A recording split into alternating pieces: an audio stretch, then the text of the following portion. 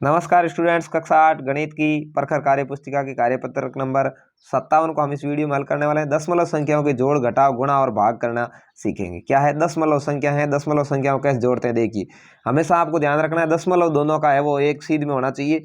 यहाँ देखिए 3 और 6 जुड़ गए 9, 8 और 0 जुड़ गए 8, 2 और 2 जुड़ गए 4, दशमलव था तो दशमलव लग गया और 6 और 3 जुड़ गए 9, तो यहाँ पर 9.489 इसका आंसर आ गया। अगले का देखेंगे, देखिए 6 और 1 जुड़ गया 7, 3 और 2 जुड़ गए 5, 0 0 जुड़ गया 0, यहाँ दशमलव आ गया, 7 और 3 जुड़ गए हो गए 10.057 आपका आंसर आ जाएगा। यहाँ देखिए 3 और 9 जुड़ गए 12 का 2 हासिल लगी 1, 9 और 3 12 और 1 हासिल 13 हासिल लगी फिर 1, 2 और 1 हासिल 3 और 4 7, फिर यहाँ दशमलव था दशमलव लग गया 2 और 7 हो गए 9, 9.732 यहाँ आंसर आ जाए। अगला है देखिए 4 और 9 जुड़ गए 13, 13 का हासिल लग गई 1, 7 और 2 9 और 1 हासिल का 10, 0 हासिल लगी फिर 1, 2 और 3 5 और 1 हासिल वाला हो गया 6, 8 और 3 हो गए 11, 11 यहाँ 603 आपका आंसर आ जाएगा। अगला है देखिए,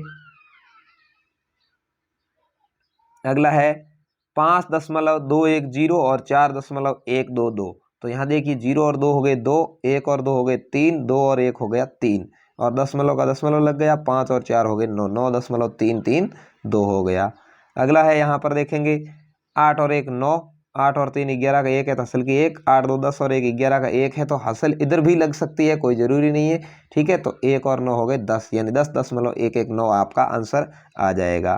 तो ऐसे ही दूसरा सवाल है, घटाव कीजिए। यहाँ पर देखिए 2 में से 1 गया 1, 5 में से 3 गए 2, 7 में से 0 गया 0, सॉरी 7, और 7 में से 5 गया 2.721 आ गया। यहाँ तो ये सिंपल है, हासिल वाली होगी तो उसको भी कर सकते हैं। देखिए या 5 में से 9 नहीं जा रहा है तो यहाँ से उधार ले लेंगे 15, 15 में से 9 गया पीछे रहा 6, अब इधर 3 ही है, 3 में से 2 गया पीछे रहा 1, 3 में से 1 गया पीछे रहे 2, और 4 में से 2 गए पीछे रहे 2, यानी 2.216 आपका आंसर आ जाएगा। अगला है जैसे देखिए 9 में से 7 गए पीछे रहे 2, 9 में से 8 गए पीछे रहा 1, 9 में से 8 गया पीछे रहा 1, 3 में से 1 गया पीछे रहा 2, यानी 2.112 यहाँ पर आपका आंसर है। अगले में यहाँ देखेंगे तो देखिए 0 में से 2 नहीं जा रहे हैं तो यहाँ से उधार लेंगे, 10 में से 2 गए पीछे रहे 8, यहाँ फिर 1 ही था, फिर 1 में से 8 नहीं जा रहा तो इधर से लिया, 11 में से 8 गए पीछे रहे 3, और फिर यहाँ 6 ही था, 6 में से 9 नहीं जा रहा तो एक और उधार इधर से लिया, तो हो गया 16 में से 9 गया पीछे रहे 7, और यहाँ 3, ये 3 में से 1 गया पीछे रहा 2, यानी 2.738 आपका आंसर आ जाएगा। ठीक है, तो इस तरह से आता है। अगला है देखिए यहाँ पर 7 में से 1 गया 6, 1 में से नहीं जा रहा था उधार लिया, 11 में से 3 गया पीछे रहा 8, 6 में से 0 गया 6, 5 में से 2 गए 3, तो आपका इस तरह से आंसर आ जाएगा। 10 में से 1 गया 9, 9 में से 0 गया 9, और इधर 2 की जगह 1 उधार ले लिया था तो 1 ही है, 1 में से 0 गया 1, और यहाँ 9 में से 7 गए 2, यानी 2.119 आपका आंसर आ जाएगा। तो ये तो दशमलव की घटाव। अब है दशमलव का गुणा, बहुत ही आसान है, इसको भी आप कर सकते हैं। 0.3 का 2 से गुणा करेंगे तो 3 दूनी कितने हो गए 6, और एक संख्या के बाद दशमलव है, इन दोनों में ही दशमलव की संख्याएं गिननी है कि दशमलव से इधर दाईं और कितनी संख्या है, एक ही है तो एक संख्या गिन करके दशमलव लगा देंगे, 0.6 आपका आंसर आ जाएगा। यहाँ देखिए 0.8 और 0.8 को हल किया तो 8 8 64, और 0 का 0, फिर यहाँ पर देखिए दशमलव के बाद एक संख्या, दशमलव के बाद एक संख्या, तो दो संख्याएं गिन करके दशमलव लगा दिया तो 0.64 आपका आंसर आ जाएगा। यहाँ पर इसको गुणा कर लो, पहले 22 और 15 का सीधा गुणा कर लो। ठीक है, 22 का 15 से गुणा करोगे 330 आ जाएगा। कितना आ जाएगा 330। अब 0 की यहाँ वैल्यू नहीं इसलिए मैंने नहीं लिखा था। यहाँ दशमलव के बाद एक संख्या, दशमलव के बाद दो संख्या, तो दो संख्या इधर से गिनो 1 और 2, और यहाँ दशमलव लगा दो, 3.30 आपका आंसर है। इसके पीछे 0 आप लगा दोगे तो कोई फर्क नहीं पड़ेगा। ठीक है ना, ये आंसर हो जाएगा। यहाँ देखिए पहले 45 और 30 को आप गुणा कर दीजिए, जितनी संख्याएं कम पड़ रही है इधर 0 लगा सकते हैं। ठीक है, उसके बाद में 2 और 2 4 संख्याएं गिन करके आप 0 लगाना, तो 1 2 3 और 4, 4 गिन करके यहाँ 0 लगा दिया, 0.1350 आपका आंसर आ जाएगा।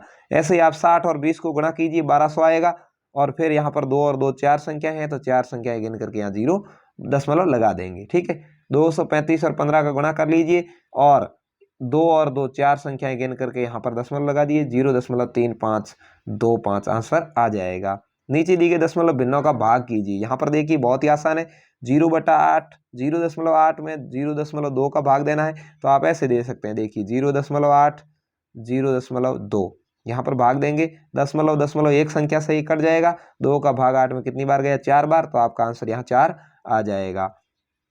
अगले में देखिए 35 में 5 का भाग लगाना है तो 7 आता है, लेकिन यहाँ दशमलव से ऊपर 2 संख्या है, इधर एक ही है, तो एक संख्या गिन करके आपको दशमलव लगाना है, तो 0.7 आ जाएगा।